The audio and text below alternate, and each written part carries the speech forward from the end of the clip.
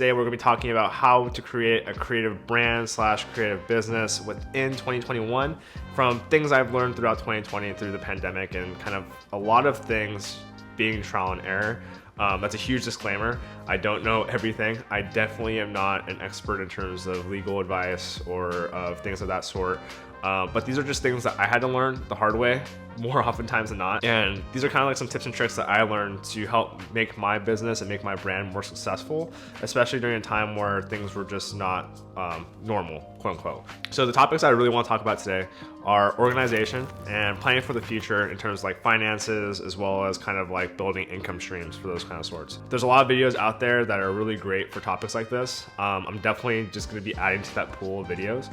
But what I'm going to be doing is I'm going to be talking about real practical experience that I've had personally and kind of share it with you guys and maybe give you a different idea of how you can maybe approach things.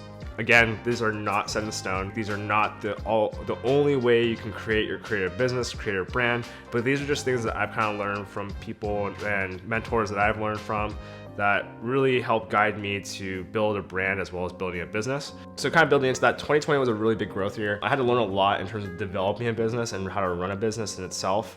Building a business is that organization is so key in optimizing your workflow. And it's not oftentimes what we think, it's just busy work, but it's really to make sure that we have the most time in building our craft and doing what we want to do and building what we love. And to be honest, like there's a lot of different ways you can build organization, and there's a lot of different ways that we can perceive that idea in our head. At its base core though, businesses are organizations, and what do organizations need? Organization.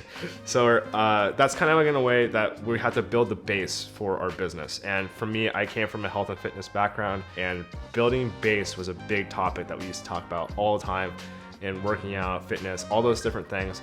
And the biggest idea was that more is better, but really that's not the case when you come into building things that need more precision and you become more experienced and you build your skill sets to grow for the long-term future. What that really means is that when you're building a business, you have to be building it from a point of view that you want to maximize your time, because time is money.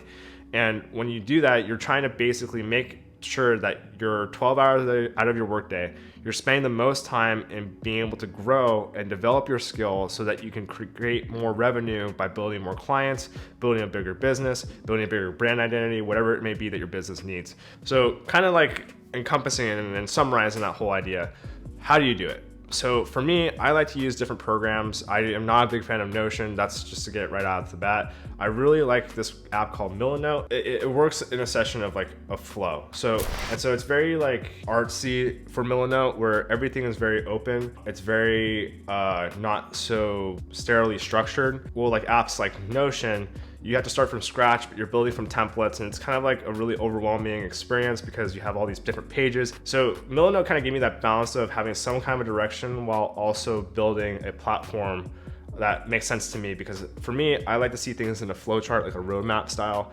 So that means going from left to right, kind of building into like the project and seeing different ideas. For something like this, like I would have a flow chart to determine what are the goals for a type of video, and then kind of developing that idea further and further along, and then having these arrows direct where I want the video to kind of like partake in.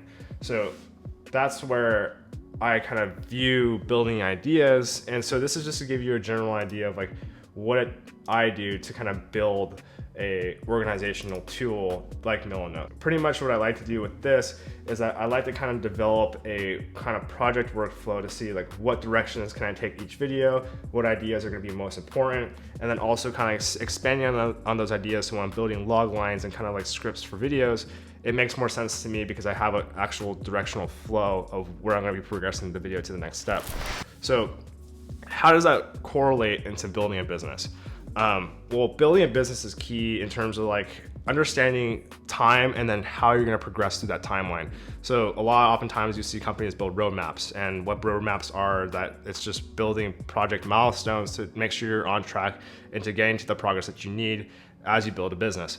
So what I like to do is that when I'm building things like that, it's kind of like describing what projects do I have within the next week, which month or quarter or year, and then kind of seeing how they each expand, just to make sure that I'm not overwhelming myself, and two, kind of like making sure I'm on top of the products that I need. And even though finances is kind of a touchy subject, it's making sure you still have a steady income stream throughout the year and then through the month or the week that you're building on. And then so that you can kind of see what the finances will be, and you can build projections from there, and then you'll be a little bit more organized to understand if you're being in the green or the red.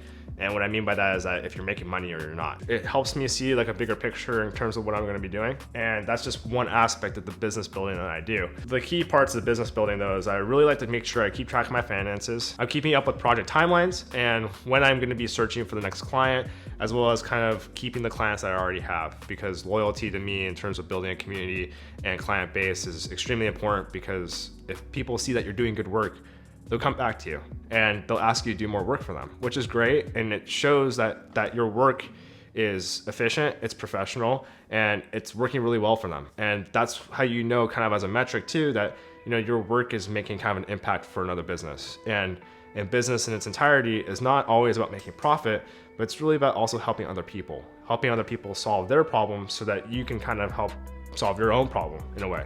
I know I talked about not using Notion. I do use it for certain things. I use Notion mostly to build reports and building kind of like these pages that I build for myself. I like to build a monthly report of what I need to do through the month, the quarter, the year, and etc. Just so I have like a sheet so that if I go see a client, or if I go see an advisor or a mentor and they're asking me questions in terms of what I want to do with my business, I have an all-inclusive package to present to them and show that I'm taking this seriously. And it also keeps me organized and understanding what my goals I need to hit, what milestones I want to hit, and what steps I need to take to build the business.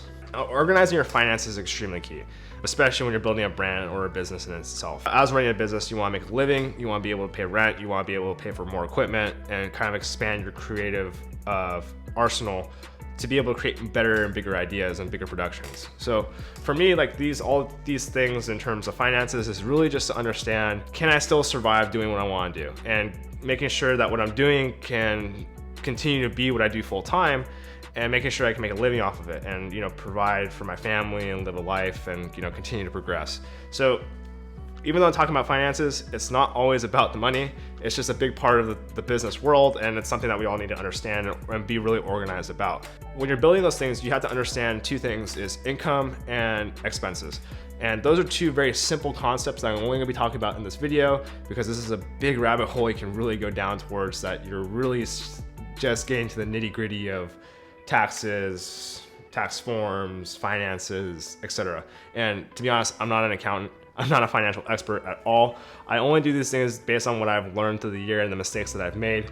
And to be frank, very big mistakes that I made, where I've pretty much wasted a lot of money in my business because I wasn't keeping track of my expenses.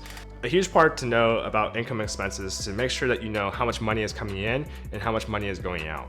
And if you don't know those things, you won't really be keen to know, like, if I buy this piece of equipment, is this gonna put me in the red to where I'm losing money for this month, to where I can't pay my rent or can't pay my employees or I can't pay myself? Everything has to be organized to understand your finances personally and business side, just so you know how much you're spending and how much you're making, to make sure you're still making money and still having a little bit in savings, just in case if you need to make a big purchase for like a camera, hard drives, software, computers, whatever it may be. All those things has to be kind of outlined in a way to where you can kind of see what finances need to be placed on. For me, I kind of make like a financial sheet.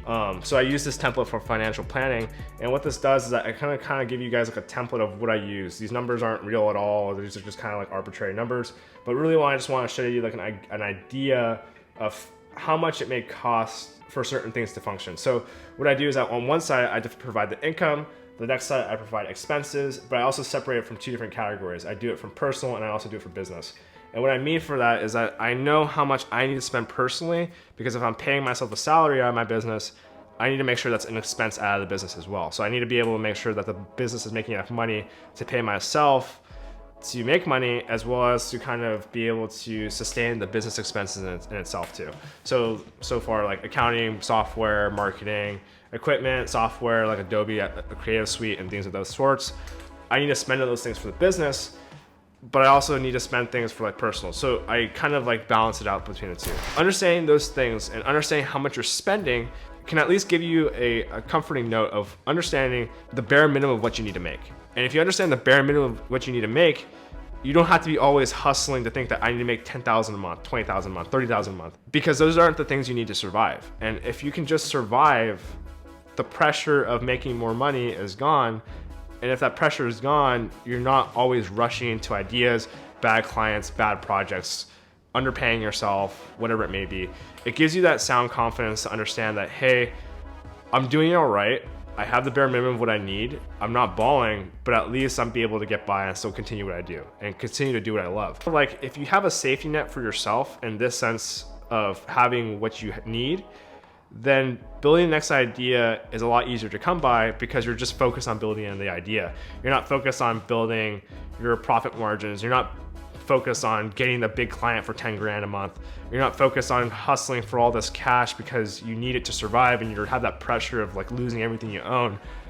You're just focused on creating. And that idea of focusing on only what you need to allows you to just be zoned in and focused and have that mentality of just killing it in the game because you can spend more time on it. You're not spending time sitting here stressing and just worrying about everything else. Into the next part of it, because it is foreseeing the bad by protecting yourself, is planning for the future. And what I mean by planning for the future is that you're really having to see when this is gonna end. And this is something that's really kind of not really understood, is that you won't be running your business forever. Everything is temporary. There's a huge amount of like impermanence to the idea of business and jobs and everything. Everyone at some point is going to have to retire from what they love to do. So planning for that is key, and understanding what you need to get there is important too. So really building a business is kind of like reverse engineering the wheel in a way of you have an idea, you want to build that idea, and where you see that idea within 5, 10, 20 years from now. So how do you get there? Then you backtrack. Then you kind of go the reverse and saying, what do I need to start this from that point? Yada, yada, yada, yada. The biggest thing though is that we always see to look for finances and financial improvement when it comes to business, but that's not always why we go into business or even do what we do. And oftentimes we don't plan how we're going to be happy through the entire process as well as afterwards. Because when you do something for so long, whether it be sports, business, your work, filmmaking, YouTube, whatever it may be, there's a point where it's really painful to leave it because you've invested so much time into it. You invest in your entire livelihood into this child of yours that you built with your two hardworking hands, and it's just hard to give up what you did for so long. I know, but I experienced that with sports because I've invested so much time into it. I didn't really have an exit plan of when I was going to be able to stop running, and kind of that timeline fell short when injuries kind of came in and things of that sort. But so I didn't have a plan of what I was going to do afterwards, and separating myself from it took a lot of emotional effort, a lot of decision making. So kind of carrying that into business now, which I like to do is relate a lot of different things, is that if you plan for your goal in business and you kind of plan for the long term, you can kind of see what priorities are going to be as you build your business, and those things kind of can vary. So for me, I really like to focus on two things: is helping people and making sure I'm happy with what I'm doing. If I can do those things and go to bed at night, then I did what I set out to do. Because for me, if I do those things, money will come and finances will not be an issue for me, because that's not my main reason why I'm doing this. I'm doing this because I want to create cool things like films, videos, photography, and hopefully inspire people and help people with their own business and their own marketing and kind of their own thing, as well as kind of just making sure those things make me happy still. So everything about optimization and organization is just to decrease the amount of stress and allow you to be more happy and fulfilled in your life. Because in all honesty, even though the business is a business and it's doing what you want to do, if you don't have that work-life balance of really understanding like happiness in your life, then why do you do this for? You're doing this to just be miserable in the hustle culture and just grinding yourself to the ground. But if you're not enjoying your life, then whatever I say here is meaningless to you. Or it's whatever running a business is meaningless to you too as well. So make sure that you're building this tool, this workflow, to make sure that you can have a life. Make sure you have a life outside this business. You have family, you have friends, hobbies, and you can sustain those things. Kind of ending on that note with planning for the future, I want to say just hope you found some kind of advice in this video or different perspectives that I took and kind of had to learn the hard way from to use for your own brands and businesses for your guys' self. I really want to make these videos accessible to everybody, so they're not going to be extremely detailed and extremely delved into certain topics and really in depth, just because, for one, I am not a legal advisor, I'm not an accountant, I'm not a financial advisor, I'm not any of those things. I'm just a guy who's trying to share his experience with you guys, and hopefully it could help you not make the same mistakes that I did. I hope this helped you build your own business, your own brand, maybe helped you start your own YouTube channel, brand, company, whatever you want to call it. But again, if you guys need anything, feel free to reach out.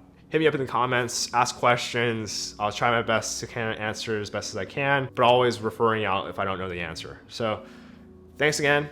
Hope you guys enjoyed watching, and sending good vibes to you guys for 2021, and hope you guys have a really great year and start off to your year. And I'll see you guys in the next one. Peace.